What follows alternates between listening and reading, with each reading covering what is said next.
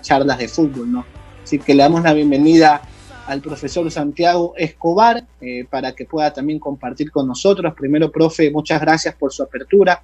Espero que se encuentre bien también. Muchas bendiciones para usted, para su familia, en estos momentos que ya han pasado más de 50 días y que creo que hemos tenido un aprendizaje tremendo, ¿no? En lo bueno y en lo malo. ¿Cómo le va, profe? Bienvenido a Radio Huancabenca.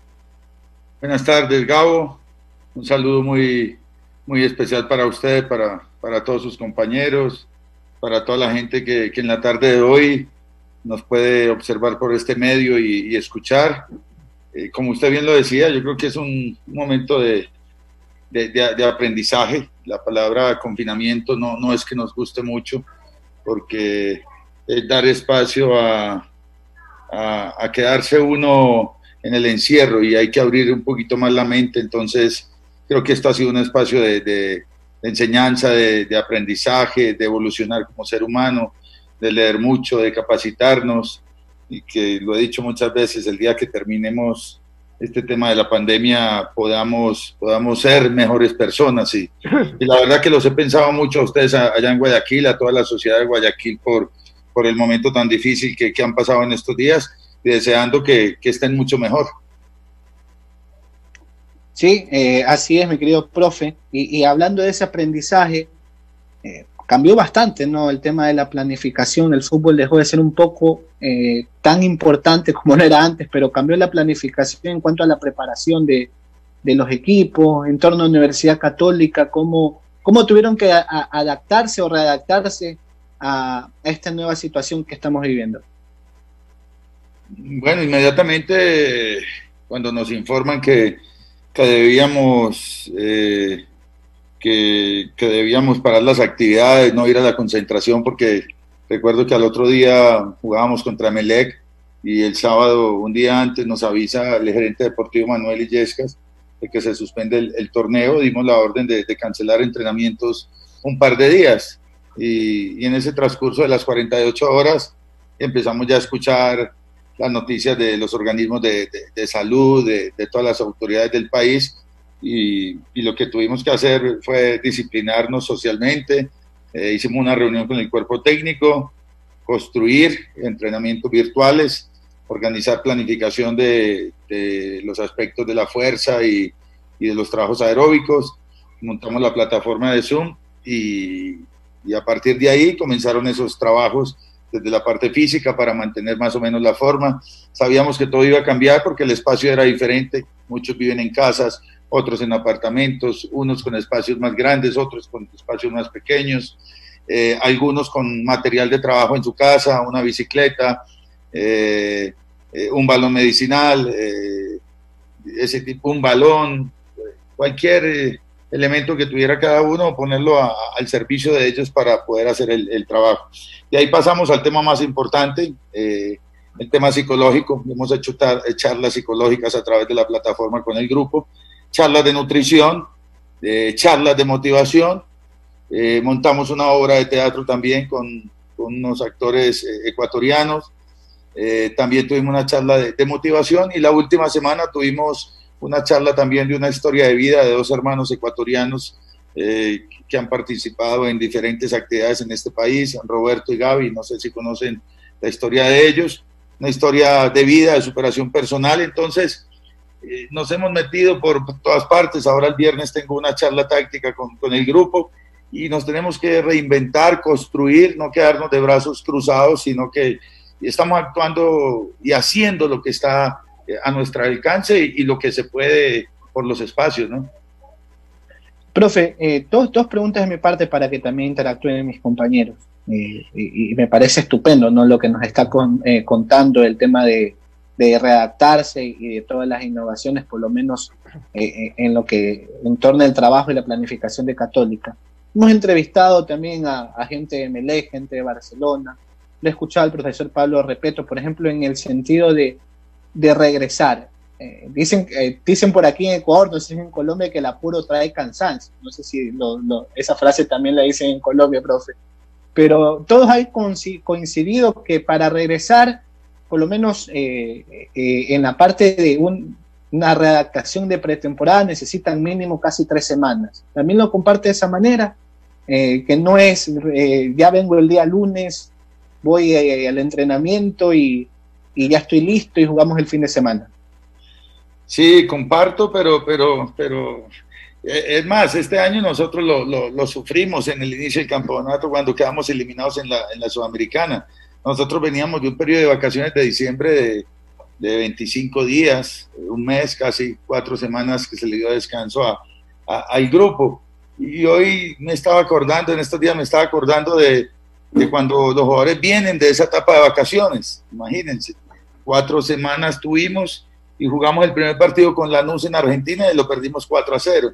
Y no habíamos jugado un solo partido del campeonato. Comenzamos a jugar el campeonato y nos fue bien y desde ahí no volvimos a perder y jugamos el partido de Lanús de vuelta y me di cuenta que este equipo necesita rodajes, necesita días, necesita dominar los automatismos. Entonces ahora ya vamos a completar casi 2 meses. Yo creo que nunca un jugador de fútbol había tenido vacaciones de 2 meses parado. Y cuando hablo parado es porque no están en las sedes deportivas, en espacios grandes, en una cancha de 100 por 70. Entonces vamos a cumplir 2 meses y estamos hablando mínimo de 3 semanas. Lo comparto y sé que no van a dar más días porque hay unas necesidades económicas. Los equipos necesitan ingresos, la televisión necesita que la gente se afilie y tener recursos para pagarle a los equipos, pero esas 3 o 4 semanas van a caer bien para recuperar por lo menos la base aeróbica, que normalmente la teoría dice que a los 15, 17 días el jugador de fútbol pierde la parte aeróbica, pero también se dice en lo teórico, en lo fisiológico, que lo que fácilmente se pierde, fácilmente se adquiere. Entonces, recuperar la base aeróbica, después los niveles de fuerza y comenzar desde el primer día, el día que nos digan que podemos volver a los entrenamientos, comenzar con los trabajos de balón desde el primer día, porque es lo que más va a extrañar el jugador de fútbol. Profe, ya la última de mi parte. Hoy el tema más importante en una planificación del cuerpo técnico, el cuerpo médico, hoy se ha incluido el tema de las pruebas, ¿no? Creo que ese es el tema fundamental, lo principal, que todo cuerpo técnico va a tener, no solo aquí en Ecuador, sino en todo el mundo, ¿no? El tema de saber las pruebas, cuántas pruebas se le puede hacer a los jugadores, al cuerpo técnico, al entorno. Ayer entrevistamos a Alfaro Moreno y decía que no solo se trata del cuerpo técnico de los jugadores, sino también el entorno de los jugadores, realizarle pruebas por ahí 2 veces por semana. ¿Cómo lo ve usted desde el punto de vista de entrenar a la Universidad Católica en esa situación de regresar? Ya hablaba usted de la parte psicológica, que obviamente todos estamos golpeados, choqueados por todo lo que ha pasado el mundo entero, pero también el tema de no querer contagiarse, de no querer contagiar a tus seres queridos, de saber que tienes que volver porque el fútbol lo tienes en las venas y es tu pasión, pero también hay otra situación de que está por encima de todo, que es la vida y la vida de los tuyos. Entonces, ¿cómo se prepara la Universidad Católica en torno al regreso, el tema de las pruebas y todo eso? Entonces, bueno, yo creo que tenemos que ser disciplinados socialmente, como veo que está haciendo el grupo. Todos están en sus hogares con sus familias. Al salir todos de casa e ir al trabajo, lógicamente ya vamos a tener una relación. ¿Con quién? Con los compañeros de trabajo, llámese jugadores, cuerpo técnico, personal administrativo, todas las personas que trabajan en torno al equipo. Entonces ahí es donde empieza más o menos temor, cumplir con los protocolos. Tenemos un médico como el doctor Francisco Naranjo, que nos ha estado mandando los protocolos de Conmebol, el protocolo que él ha también organizado, y con base a eso yo creo que es la conciencia de cada uno, saber que sí, es muy importante cuidarse uno, pero también cuidar a los demás. Entonces, cumplir con esos exámenes, con la desinfectación, con ir al sitio de entrenamiento, llegar solo cada uno en su auto. Si llegaban 3 o 4 jugadores juntos en un auto, ya saben que no lo pueden hacer. El tema de las distancias, luego en el camerino guardar las distancias prudentes, todos ir con una ropa al entrenamiento y uno mismo llevarse su ropa para su casa y lavarla, tener mucho cuidado, usar la mascarilla en el momento que haya que utilizarla, los guantes, bueno, todo lo que ya sabemos. Y ya después nosotros como entrenadores organizar una planificación con 3 grupos de 7, 8 jugadores, porque seguramente la primera semana tendremos que trabajar de una manera más analítica, de una manera más específica. Todos los entrenadores tenemos metodologías diferentes, algunos trabajamos periodización táctica o microciclo estructurado o sismétrica. Hay una cantidad de metodologías, o la analítica o la integral. Ahora nos va a tocar trabajar de una manera más analítica en esa parte individual, porque no podemos juntar a los jugadores, porque van a transpirar, porque va a haber saliva, porque va a haber contactos. Entonces, en la medida que vaya perdiendo el miedo, ya el médico nos va orientando cómo hacemos el trabajo progresivamente cada semana. Es un tema complejo, porque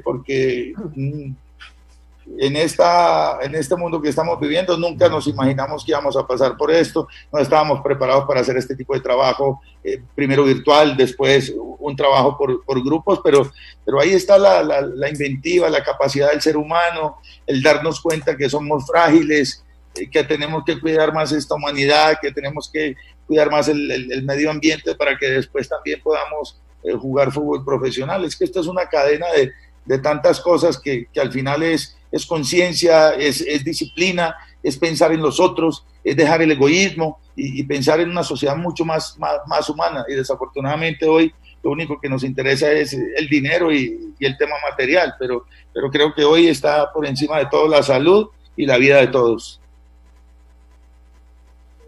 Para que venga también Andrés, también Pepe Canchita con preguntas. ¿Cómo le va, profe? Muchas gracias por la apertura el día de hoy, espero que esté bien con toda su familia.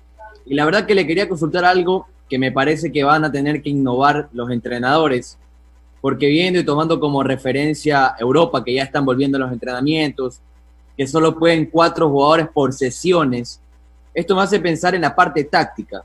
Usted nos hablaba que va a tener que ser más analítica, que hay que ver cómo se puede desenvolver, pero yo le quería preguntar, ¿vamos a tener que recurrir a la tecnología? Y me refiero con videos para analizar la parte táctica, cómo hay que moverse, porque ya en la cancha, o por lo menos en los entrenamientos, aparentemente no vamos a poder hacerlo. ¿Cómo sería esa parte, profesor?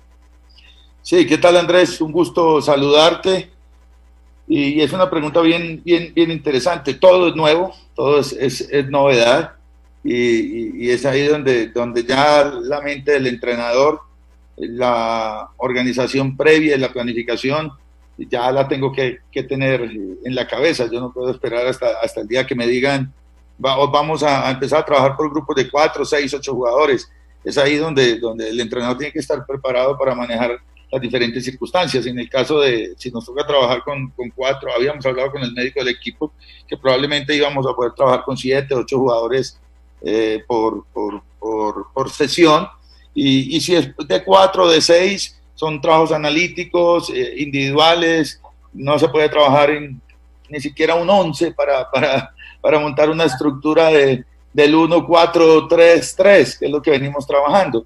Pero afortunadamente, como ya tenemos afinada la idea, sabemos a qué jugamos, es otro tipo de entrenamiento que vamos a hacer en la parte técnica del pase, de la ejecución, de los controles, de los perfiles, de las características del juego, temas como el tiempo, el timing, el cómo, el dónde, que tienen que ver con la relación de ellos en los trabajos que hacemos. Entonces ahí no vamos a tener problemas. Y si lo hacemos de manera virtual, te decía que esta semana, por ejemplo, tengo una charla con el grupo sobre repaso táctico de todo lo que venimos haciendo, de cuál es nuestra idea, cuál es la metodología, cuál es la terminología que nosotros utilizamos, y que para que recuerden ellos los términos, por lo menos hablar de un principio ofensivo, hablar de un principio del juego, hablar de un principio defensivo, hablar de los principios que nosotros hemos creado en el trabajo. Entonces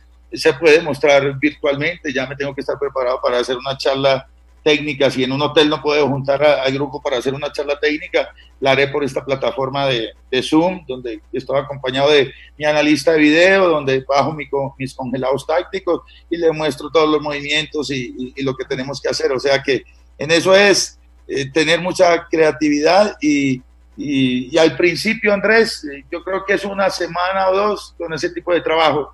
Más adelante ya se podrá trabajar con grupos más numerosos hasta que ya nos permitan trabajar con 25 jugadores, porque yo no me imagino el fútbol, jugar un partido de fútbol y cómo vamos a hacer una barrera.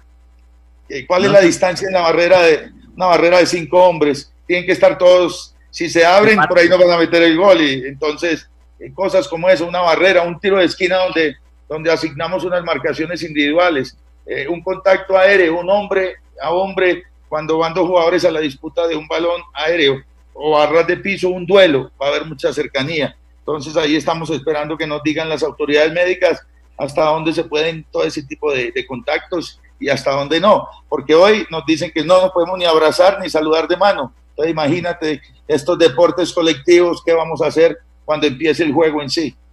Y que son de mucho contacto más que nada, pero profe, le iba a consultar porque no sé si pudo observar que en España aprobaron 5 cambios por partido, y esto me genera la pregunta hacia un entrenador. Primero, ¿estos cambios se lo están haciendo por precaución hacia el jugador o por necesidad? O sea, ¿cuál es el motivo real y si es que el entrenador lo va a utilizar por la seguidilla de partidos que aparentemente se nos vendrían aquí en Sudamérica, en Europa?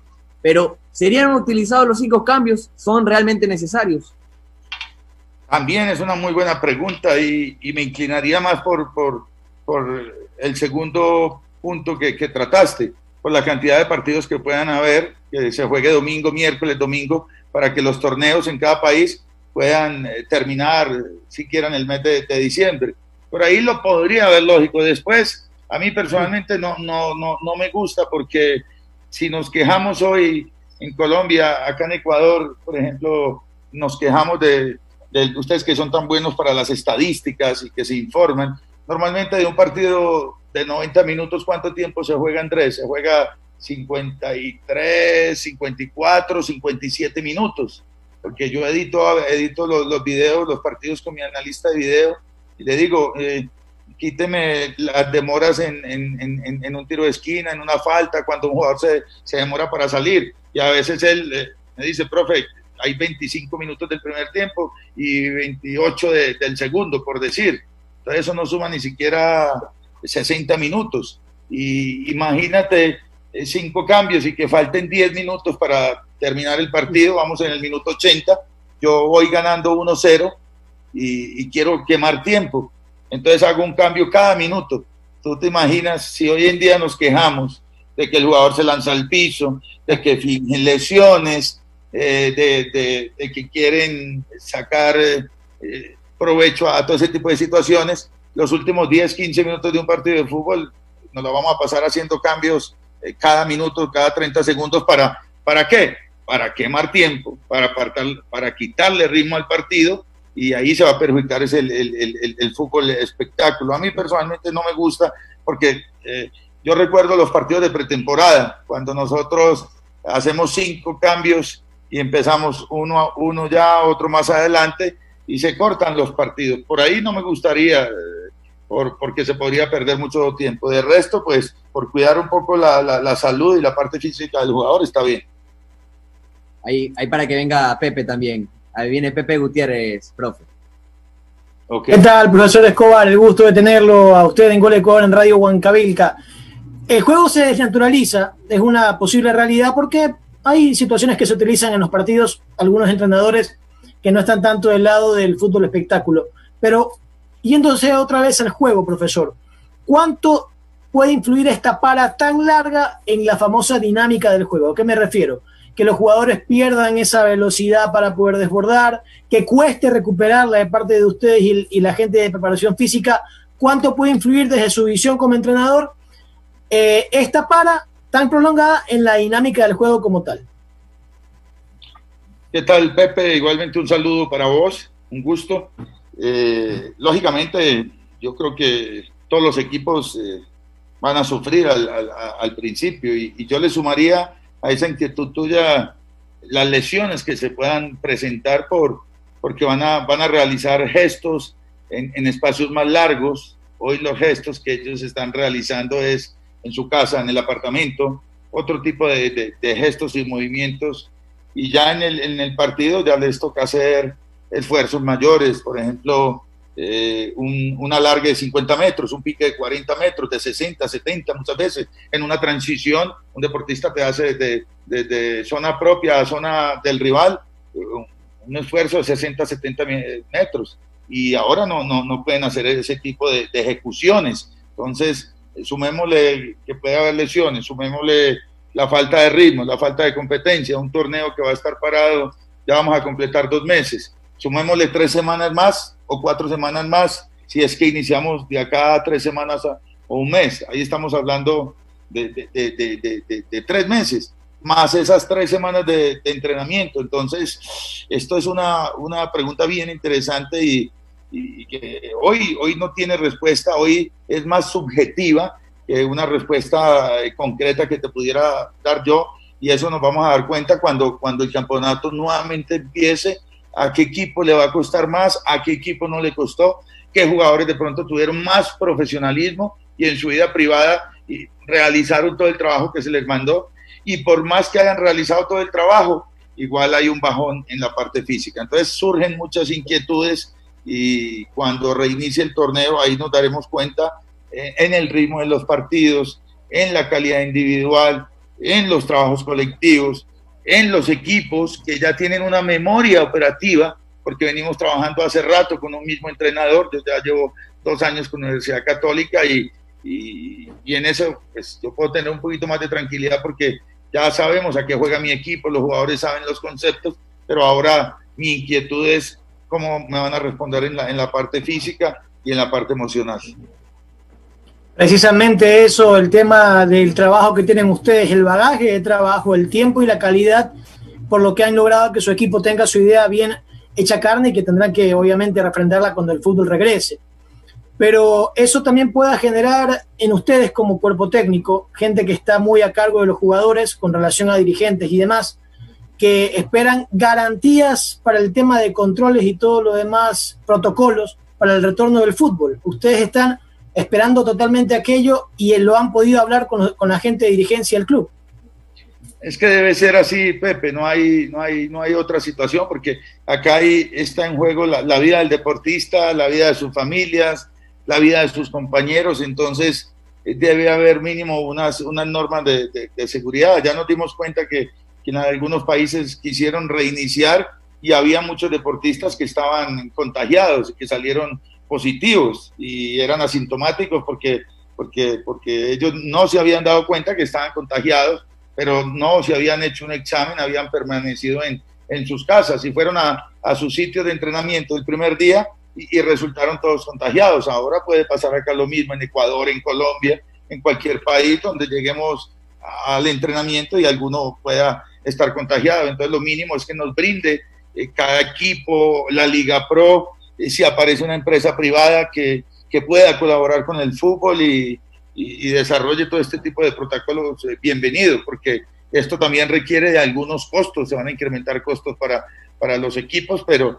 es ahí donde tiene que estar el apoyo de tanto de la Liga Pro como de cada club de brindar las mínimas medidas de seguridad.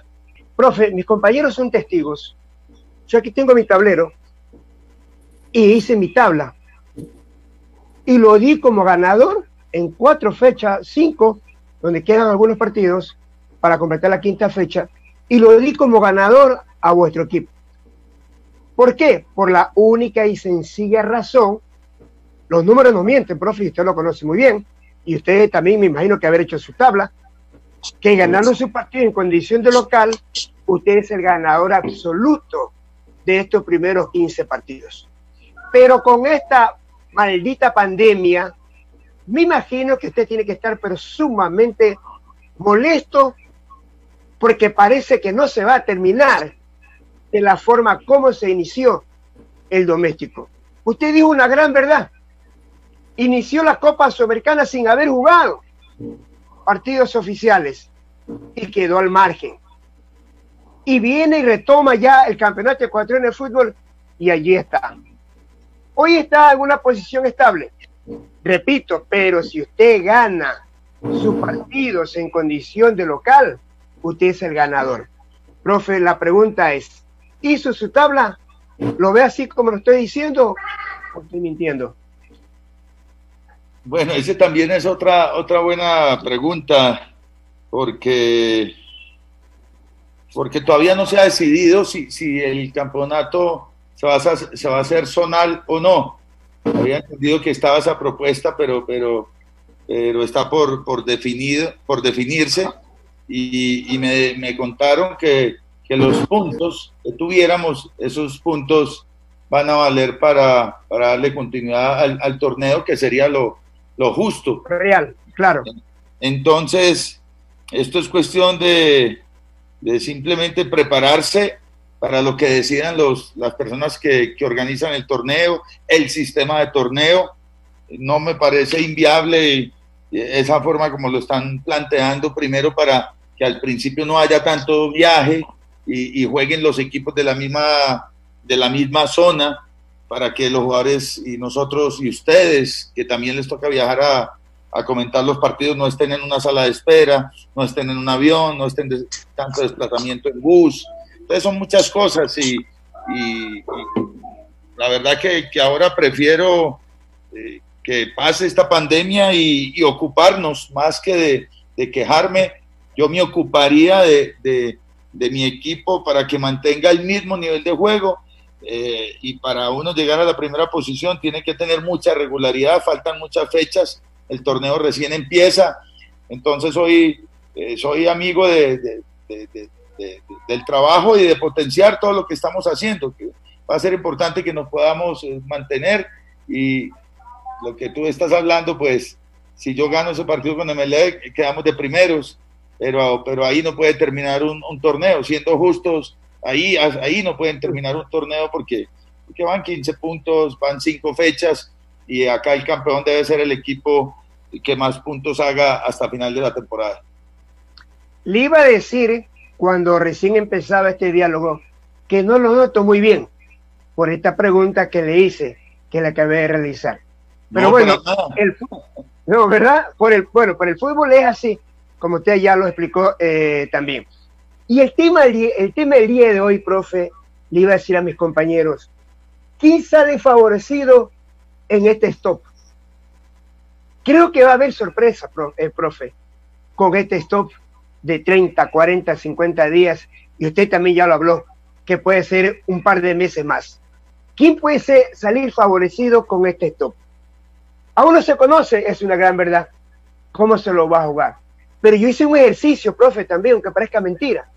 En los 6 meses, sí se terminan los 5 partidos que restan y los 15 partidos de vuelta, jugando domingo, miércoles, hasta el mes de diciembre. Sí se lo termina. Todo es canalizarlo, todo es conversar, y vamos a ver si que algunos aceptan. Usted no va a aceptar que se jueguen como la forma como lo quieren ellos, los dirigentes de la Liga Pro. Usted quiere que se siga manteniendo como se inició la Liga Pro este año. Repito.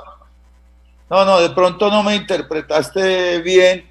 Que si se hace por zonas, me parece que es darle seguridad a todos los que estamos en el entorno del fútbol. Es decir, los equipos de Quito, los equipos de Ambato y algún equipo ahí cercano a Riobamba. Ya, yo hablaba que eso es lógico, y los equipos de Guayaquil, por ejemplo, el Delfín de Manta, y los equipos de esa parte del país. No tengo problema que el torneo termine cambiando el sistema de campeonato, porque es brindar, como te digo, seguridad a los equipos. Nos van a evitar que nos subamos a un avión, que vamos a una sala de espera, que tengamos más recorridos. Entonces, si se hace zonal en 2 grupos de 8, no tengo ningún problema, pero que se respete el puntaje que se lleva hasta el momento. Y si se mantiene el torneo y nos toca viajar a las diferentes ciudades, tampoco tengo ningún problema. Acá lo más importante es que se cumplan con unos protocolos, y si usted me lo pregunta a mí, por seguridad, me gusta más el terminar con un torneo zonal, que sea por zonas. Muy bien, para pasar con mis compañeros, el equipo que tiene buen plantel, el equipo que está al día en sus cuotas, en la mensualidad, o el equipo que no reduce los sueldos. De las tres, ¿quién podría ser el ganador del campeonato ecuatoriano, profe? Todos estamos hablando sobre supuestos, ¿ya? Hoy el equipo que tenga una mejor nómina es indudable, porque va a tener la posibilidad de hacer rotaciones el entrenador, jugando domingo, miércoles, domingo, si el entrenador considera que puede hacer unas rotaciones en nómina. Dos, si se respetaron los salarios a los miembros de jugadores, cuerpo técnico, personal administrativo, pues eso es brindarle estabilidad y tranquilidad a los grupos, ¿ya? Entonces, esos dos aspectos son fundamentales. Pero no me va a creer, el más importante para mí es el aspecto mental. Cómo llega cada uno a la competencia, cómo sabe manejar cada deportista sus propios miedos, porque con miedo y con inseguridades, la reacción y la producción que pueda expresar cada deportista no es igual. Entonces yo sumaría también el tema psicológico. Gabriel. Profe, yo le quería hacer la última de mi parte, saliéndonos un poquito de la pandemia, del coronavirus. Se me generaba una inquietud, y que pasa muchas veces con los entrenadores actuales. Primero empiezan como asistente técnico, pero ¿cuál es el punto de partida para volverse entrenador? Usted pasó por asistente técnico y ya luego como entrenador. Bueno, primero fui jugador de fútbol, fui jugador juvenil. Esta semana dictaba hacía un conversatorio y me preguntaban por qué me había mantenido tantos años en el fútbol. Son 40 años en esta actividad.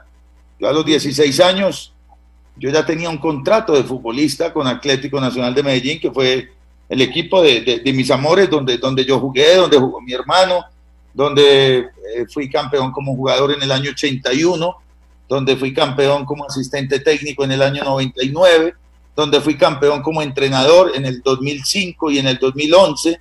Entonces pasé por todas por todos los cargos: jugador, asistente, entrenador. Trabajé con niños, fui profesor de niños, trabajé 5 años en una academia personal de fútbol que tuve en Medellín con otro exjugador de fútbol, y ahí trabajamos niños desde los 5 años hasta los 16. Y de todas las actividades, donde más aprendí fue en el trabajo con los niños. Uno cree que uno es el que le está enseñando, y cómo recibe uno enseñanzas de ellos, a expresarse ante los niños, aprende uno a expresarse ante la gente, ante los medios.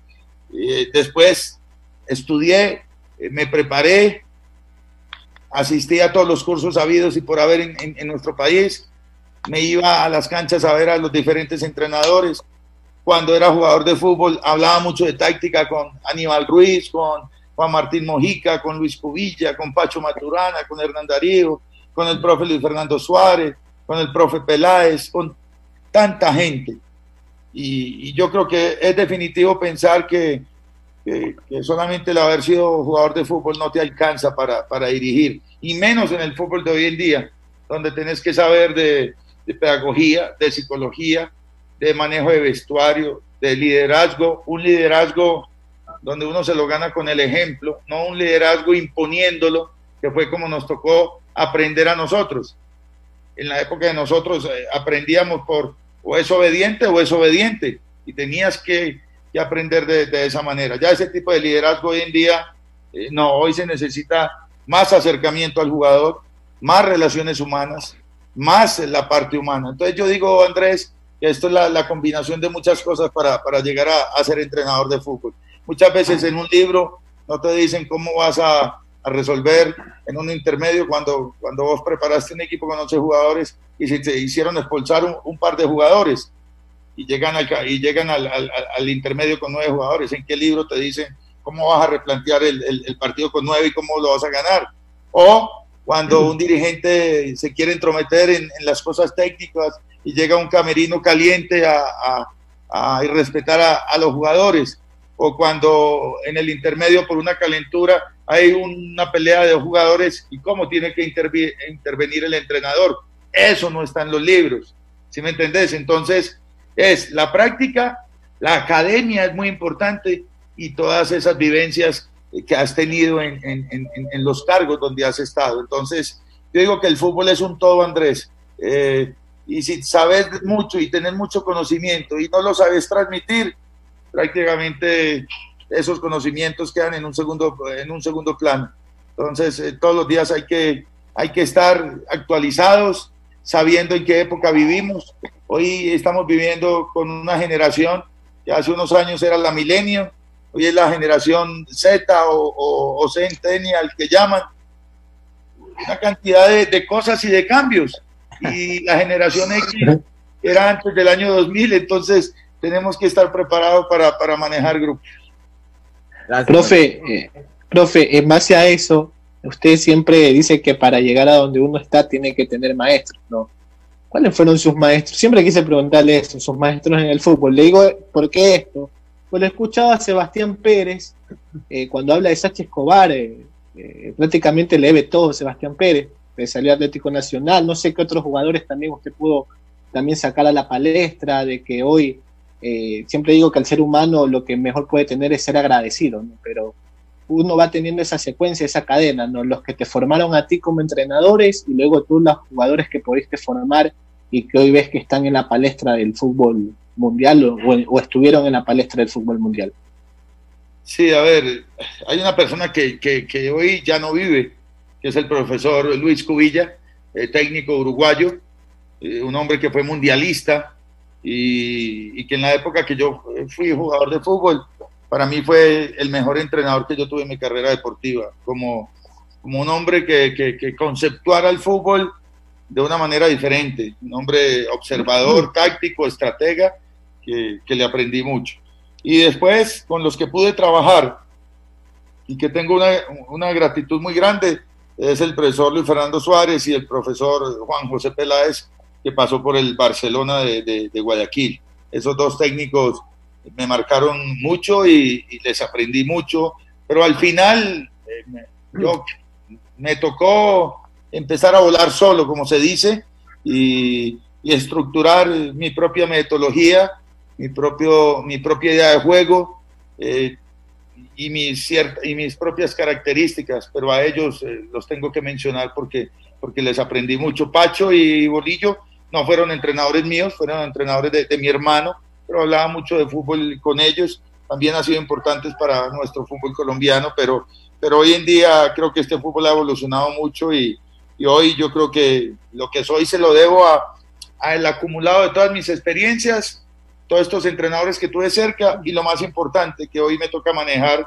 y que es lo que hace el ser humano todos los días, que es lo que hace más un ser humano en el diario vivir. Hay dos cosas. La primera, respirar. Respiramos continuamente. Y la segunda, estamos tomando decisiones, no solamente los entrenadores, ustedes en sus vidas, desde que se despiertan, desde que se levantan, tienen que tomar decisiones. ¿Cómo me visto? ¿Qué me pongo? ¿Hace frío? ¿Me pongo chaqueta? ¿No? ¿Hace calor? ¿Cómo me visto? ¿A dónde voy? ¿Me voy a ir en carro? ¿Me voy en bus? Todo es una toma de decisiones y en las empresas igual. Entonces, soy un agradecido del fútbol y de la vida. Hoy tengo 56 años y 40 años he estado vinculado al fútbol y prácticamente no he parado y quiero seguir. Y lo más lindo de todo, se los digo, tengo pasión, sigo disfrutando, me levanto todos los días, le doy gracias a Dios y soy feliz porque puedo transitar por un camino transparente donde mi mayor riqueza es el patrimonio moral, ¿ya? Yo nací en una cuna, no en una cuna de oro, ni en una cuna con lujos, pero sí en una cuna donde me formé como persona y esa es mi mayor riqueza, mi patrimonio moral. Profe, la última de mi parte, primero agradecerle por su tiempo y obviamente usted es una persona tan directa y cuando hablaba de los millennials yo creo que las redes sociales a veces influyen para bien o para mal y hoy en día somos muy mediáticos en dar una opinión o juzgar sin conocer y no está lejos de la realidad lo que vivimos en el fútbol ecuatoriano, sobre todo en selección y todo, ¿no? Lo de Antonio Valencia, las palabras dirigidas hacia Francisco Egas. Y usted de cierta manera o no, ha tenido mucha comunicación con Francisco Egas, porque obviamente creo que ha sido el dirigente que lo trajo al fútbol ecuatoriano. En base a eso, profe, yo no sé si está en mí pedirle la opinión de lo que dice Antonio Valencia, pero sí en torno a cómo es la convivencia con Francisco Egas, porque se escucha de Francisco Egas esto, lo otro, lo de acá, y hoy vivimos un fútbol ecuatoriano que está totalmente dividido, que la prensa está dividida, que los hinchas están divididos, que los jugadores están divididos, que los dirigentes están divididos, y eso al fin y al cabo termina perjudicando de manera radical al fútbol ecuatoriano, profe. Entender, Gabriel, ¿cierto, Gabo? Sí. Entender que hay cosas que en la familia, en la empresa, se resuelven. Hay lugares y hay escenarios para resolver cualquier situación de vida que a uno se le presente. Y aprendí a formarme, y mi filosofía de vida no da para exponer cosas públicas cuando yo tengo inconveniente con un jugador, con un dirigente, con mi esposa. Yo creo que al final todo el mundo va a sacar su propia conclusión y su propia interpretación. Ustedes saben que en el fútbol hay diferentes tipos de intereses. Entonces, yo lo único que te puedo decir es que Francisco Egas me contrató a mí, viajó a Bogotá, me quería conocer, me quería escuchar, quería saber qué tipo de persona era yo, qué tipo de entrenador, él sabía qué tipo de entrenador iba a traer para la Católica, porque me conocía, sabía cómo jugaban mis equipos, Atlético Nacional, Independiente Medellín, Once Caldas de Manizales, Deportivo Táchira, los equipos que dirigí. Él ya tenía conocimiento, pero también le expresé yo que uno con los años va evolucionando y me gusta que sepan cuál es mi idea futbolística. Cuando llegamos a ese acuerdo, acepté venir a Católica. Un año él estuvo en Católica con nosotros y en ese año la relación fue extraordinaria. Me cumplió con todo lo pactado laboralmente y a nivel personal conocí un ser humano íntegro y hasta ahí puedo decir, o sea que eso fue lo que conocí yo hoy de Francisco Egas. De ahí cuando él llega a la federación, lo vi en el velorio de su abuela o abuelo, que falleció hace unos meses. Lo vi un día en la Casa de la Federación, que nosotros estamos haciendo un trabajo de recuperación con la Católica, y hace 20 días le puse un mensaje. Después no he vuelto a hablar con Francisco Egas, entonces está en el medio de una cantidad de situaciones difíciles, pero sabiendo qué clase de persona es, me quedo con lo que yo conozco de él, con lo que conocí de su familia, y yo creo que es un hombre visionario, inteligente, que se podrá haber equivocado como nos equivocamos todos en la vida, pero decir que es una persona corrupta o una cantidad de cosas que han dicho hasta allá, yo creo que nos estamos metiendo en un tema de una persona y una familia que ha sido ejemplo en este país, gente íntegra, y confío plenamente en la calidad de persona que es él y lo que le puede aportar al fútbol ecuatoriano. De lo que dijo Antonio Valencia, de lo que dice la gente, de lo que dicen otros directivos, yo no puedo opinar absolutamente nada, simplemente decirte que hay escenarios para hacer y decir las cosas, porque esto al final, al único que perjudica es a la imagen del fútbol ecuatoriano, donde todos los días hay comentarios, a veces por corrupción, a veces por organización, a veces por muchos aspectos, y en la medida que se traten más internamente, yo creo que se pueden resolver con diálogo, con comunicación, se puede resolver todo, pero cuando estas cosas salen a la luz pública, el único perjudicado es el fútbol ecuatoriano y también la imagen del que recibe y la imagen de la persona que está atacando al otro. No es mi estilo de vida, por eso te digo que no me gusta opinar, y hasta ahí lo que les puedo decir. Profe, he dicho, y disculpe que hable en primera persona, como gusto personal, y no es porque esté conversando con usted, para mí Santiago Escobar, para mí, antes que venga el entrenador y todo, para mí era candidato a dirigir la selección. Hoy quiero sacarlo a Francisco Egas. Por ejemplo, hoy viene Gabriel Solórzano, presidente de la federación. Dice, profesor Escobar, le ofrezco el banquillo de la selección. ¿Hoy sigue siendo un sueño o es una papa caliente, un desafío coger la selección por todo lo que estamos pasando? Bueno, me lo preguntan mucho, Gabo, y me preguntan todos los días que si voy a volver al Atlético Nacional, que si me gustaría dirigir Atlético Nacional.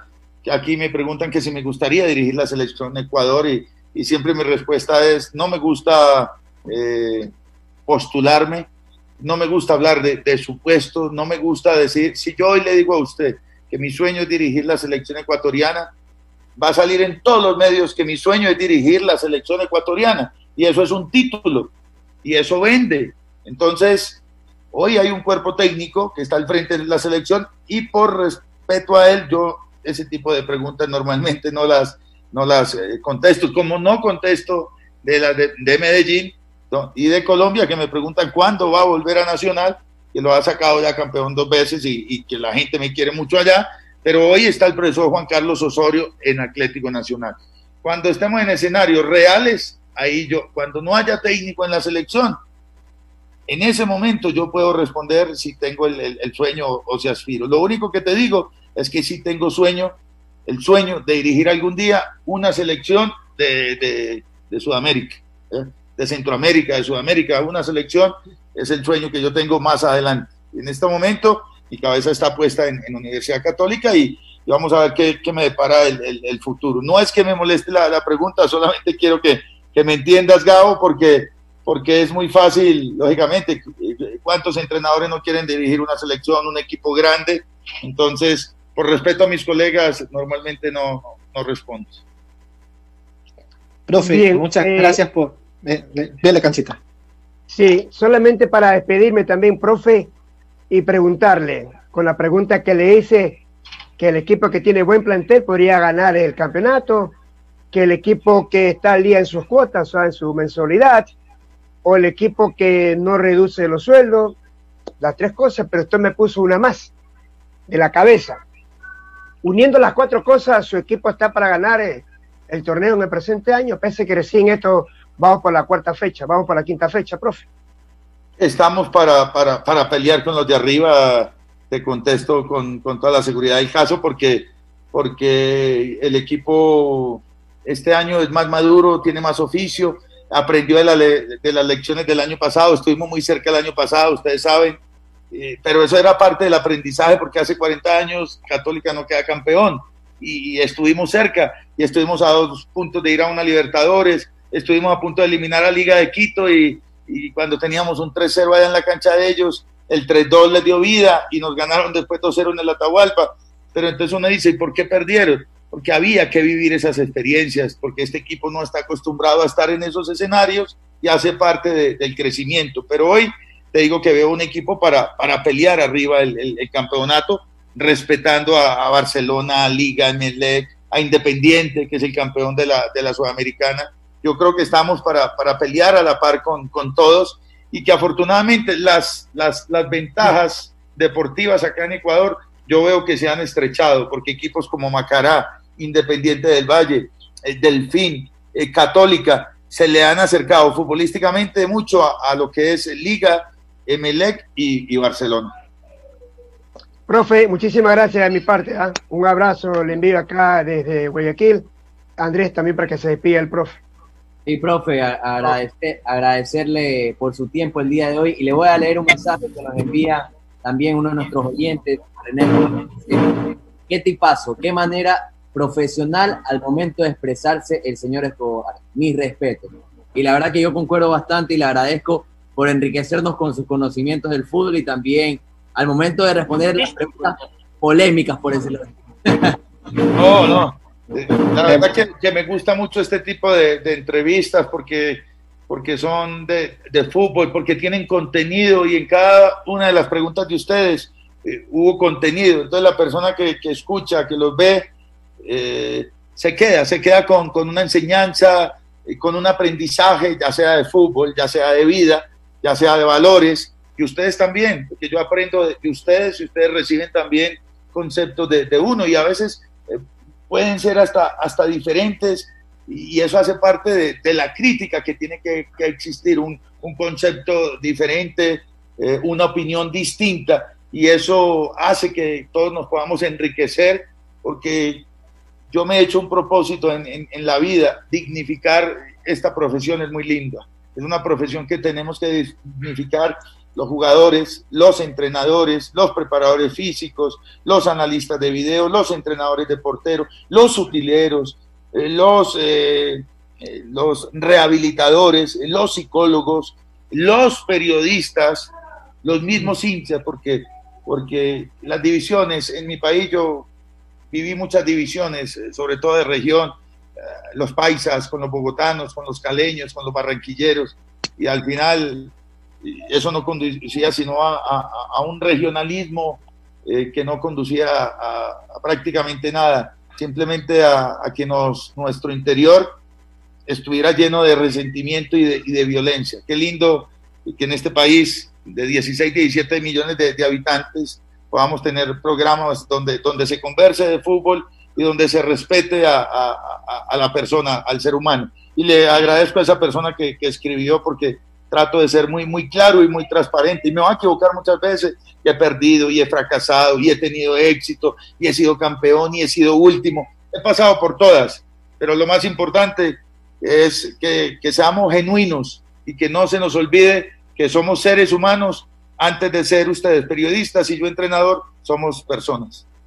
Desde los Estados Unidos también, profe, le mandan saludos y dice que sería una buena opción para dirigir a la selección absoluta. Andrés, mi querido Gabo, adelante. Sí, profe, muchas gracias. Disculpe por la pregunta, la verdad. No, tranquilo. Y lo digo públicamente, ¿no? Gracias por respetar siempre el fútbol, por mantener un estilo, una idea. Yo siempre he dicho que Católica no tiene prensa, porque me encanta verlo jugar. Y gracias por enriquecer el fútbol ecuatoriano, ¿no? Y muchas gracias por la entrevista. Lo dejo con su mensaje final a la gente. Y la verdad, abrazos virtuales, porque de esta estamos saliendo de a poco.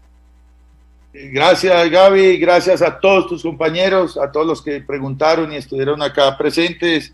No me tienes que ofrecer disculpas, porque es bueno responder ese tipo de preguntas que no son fáciles a veces de contestar, pero que trato de hacerlo con la mayor honestidad. También le agradezco a todos esos hinchas y la gente en las redes y que me postularon muchas veces para dirigir la selección. Yo creo que todo en la vida tiene sus tiempos. No soy de ponerle zancadillas a nadie, no soy de trabajar por debajo para ir a buscar un cargo, y como digo, el tiempo de Dios es perfecto, y el destino de uno no lo sabe nadie. Entonces, decirle a toda la gente que esta pandemia ha sido dura, que hay gente que ha sido golpeada duramente, que ha perdido seres queridos, pero que cuando salgamos de esta pandemia se van a dar cuenta que tenemos que reflexionar y ser muy diferentes a como veníamos viviendo, y si eso lo hacemos, vamos a tener una sociedad que se den cuenta que tienen un país maravilloso, un país con una riqueza natural, con un talento extraordinario, y que al final si aprendemos a trabajar en equipo y somos más unidos, lograremos cosas más importantes para la sociedad. Bueno, profe. Le mandamos un abrazo. Creo que vamos a la pausa.